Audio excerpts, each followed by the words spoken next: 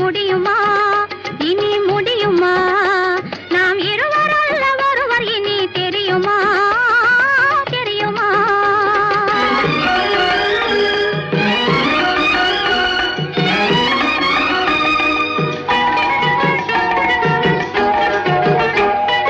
கண்ணுக்குள்ளே புகுந்து கதைகள் சொன்ன பின்னே எண்ணத்திலே நிறைந்து அதில் இடம் பிடித்த பின்னே எந்த நன்மை தந்தை சம்மதித்த பின்னே எந்த நன்மை தந்தை சம்மதித்த பின்னே பண்பின் தன்மையை அறிந்து கொண்ட பின்னே ஓ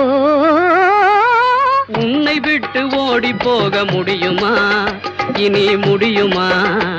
என் உள்ளம் காணும் கனவு என்ன தெரியுமா தெரியுமா